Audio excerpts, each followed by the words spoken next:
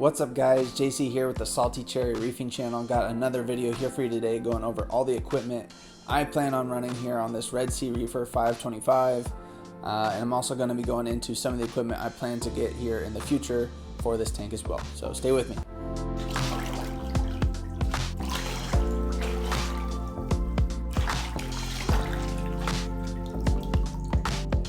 Welcome back. So yes, today we're going to be going over all the equipment here on this Red Sea Reefer 525.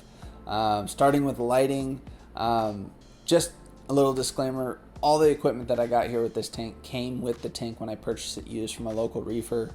A lot of it I would have purchased myself if I was piecing it together piece by piece. A lot of the equipment I do like using, like the Radion lights. I've used these in the past. I've used the Gen 4s and an XR15 Gen 5 on a previous smaller tank, and I really liked them. So for this, I actually have two XR30 Gen 5 blues, and then two 32 HDs by Aqua Illumination. So ultimately, the light combination has been good so far. I've liked having the extra height kind of in the middle there to be able to get my arm in there and clean and do things within the tank.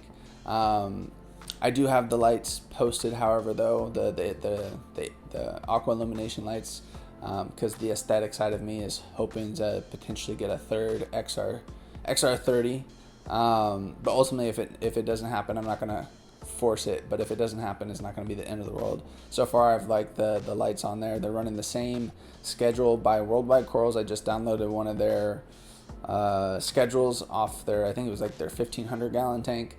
And then I reversed it. So normally they do like the white lights in the very beginning of the day for 4 or 5 hours, and I have it backwards. So I have the blue lights for the first portion of the day going from, I think right now it's just from 11 to like 5:30-ish, and then the white lights kick on at like 5:30, 6 o'clock, and go till 10:30. So right now it's about 11-hour cycle. I'll probably move it to 12 hours as we go, but I've just been kind of keeping the lights pretty low as far as intensity, and I didn't even have it on a full schedule for the first couple weeks. So, but that's kind of where I'm at right now with my lighting, and so far I like it. I like the white look a little bit, that full spectrum look, looking inside the tank, being able to see the fish, the corals, the colors.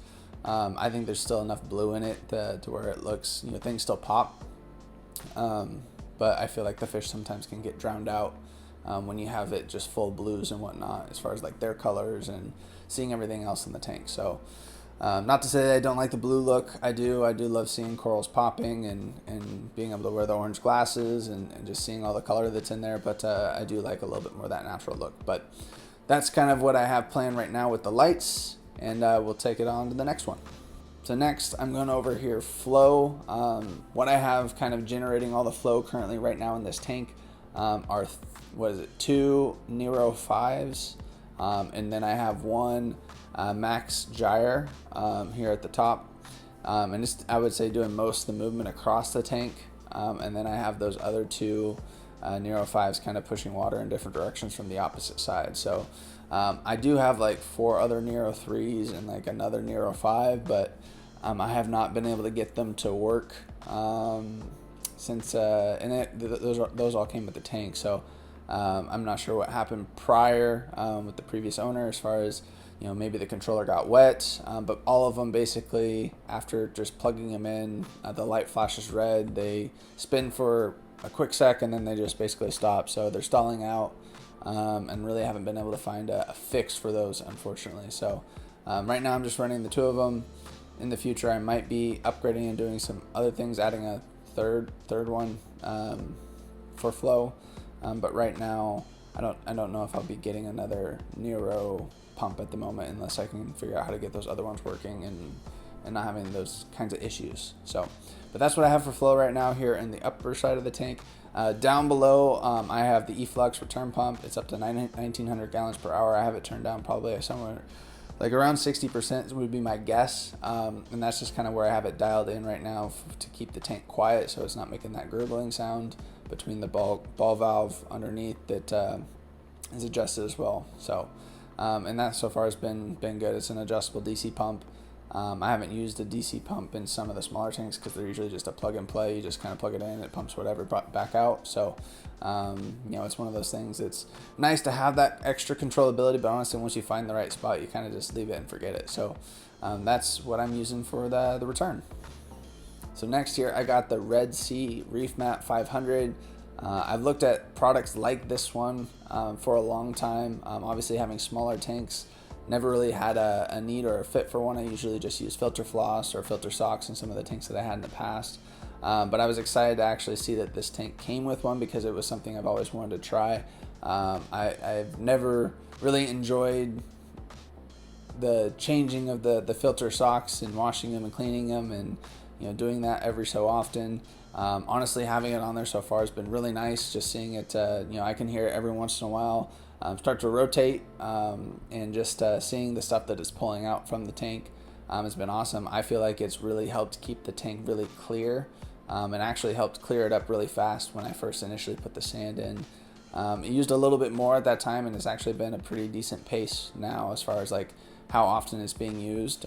It's not running out as quick as I anticipated, which is cool.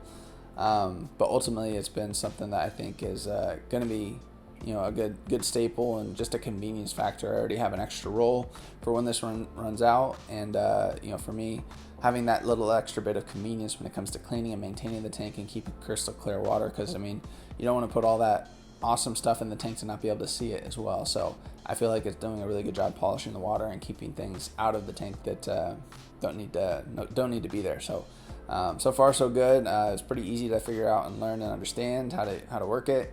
Only problem I've had with it so far is I've had an internet go out for a little bit and it didn't automatically connect back to the internet. I don't know if it was one of my Wi-Fi signals and whatnot wasn't coming through strong, or maybe it didn't kick back on. I had to restart the router, disconnect it from the app, and then reconnect it, and that ultimately fixed it, and it kind of picked it back up where it was. So that's what I'm using kind of for my filtration. So next piece of equipment I got here is this Red Sea 300 skimmer. So far I have not been able to dial it in how I would have liked to. There's a period of time where I had it kind of skimming a little wet, as you can kind of see from the video here. Still working on dialing that in, so don't really have too many thoughts on it at the moment while I'm getting it worked out. I also don't have a big fish load or any bunch of excess stuff going on in the tank right now, so it might just be kind of hard for it to be picking up any extra stuff. And if the reef mat, the reef mat roller is taking most of the stuff out, it might not be having to worry about too much of a load at the moment. So to be determined on how that one plays out. I do know skimmers have to break in. The previous owner had 3 skimmers, was using a Simplicity skimmer on his tank.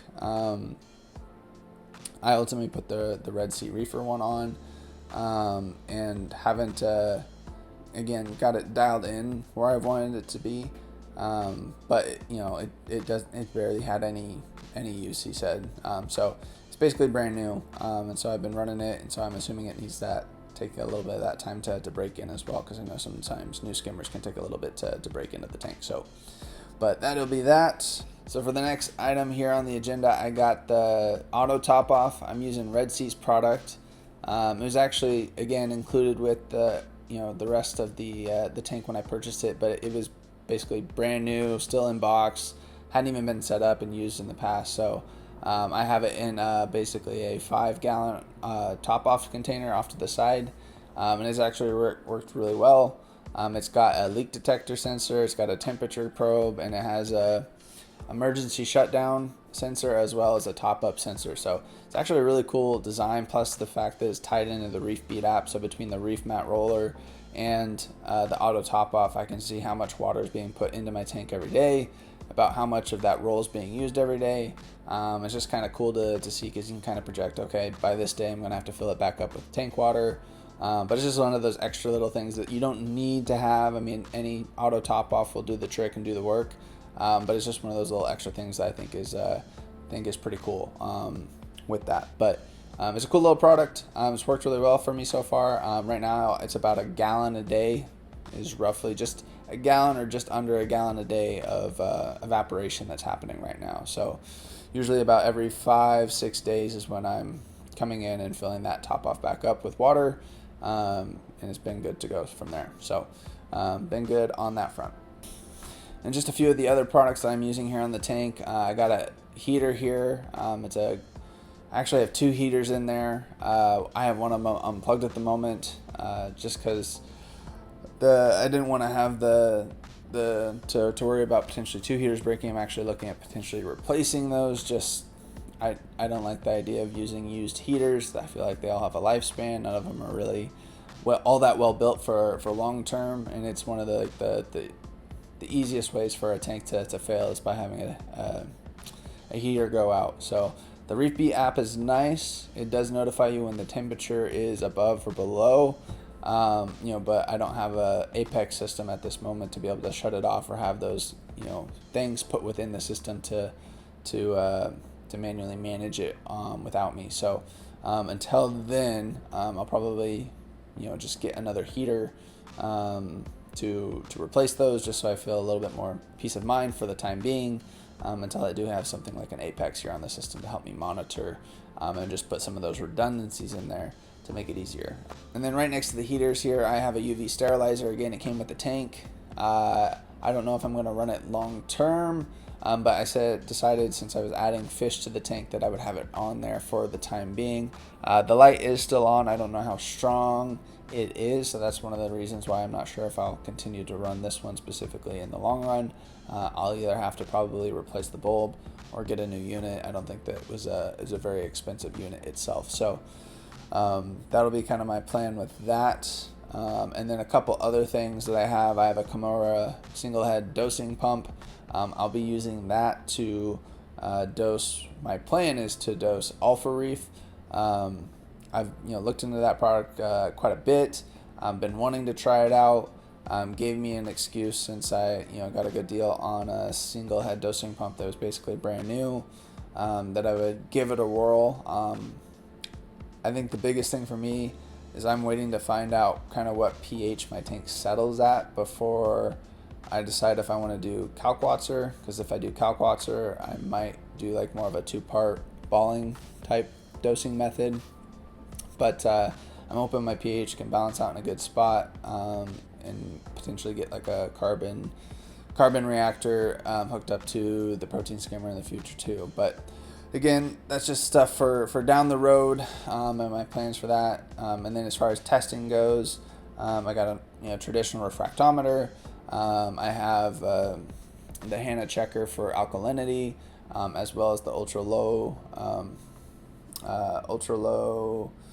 What is it? The ultra low nutrients, the ultra low version of the phosphates. And then I plan on picking up a calcium Hanna checker as well, because with Alpha Reef, from what I've seen, you kind of want to base your measurements and what you dose based on the calcium, once you get your alkalinity and your other parameters in the place that you want to do them. So most of the time when I've adjusted dosing, it's all been based on DKH, so it'd be the first time I'm kind of going that route. But that's kind of my plan at the moment with equipment I currently have, equipment I am gonna have in the future, and whatnot hooked up.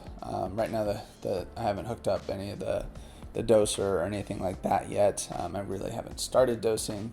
I'm going to be waiting until I get some coral in there to do that. So, but that's kind of what's on my tank right now, running it. If you stuck around this long, I appreciate it. If you've seen some of my other videos, again, I appreciate you checking those out and watching those. I mean a ton to me if you hit the like button, subscribe, say something down in the comments.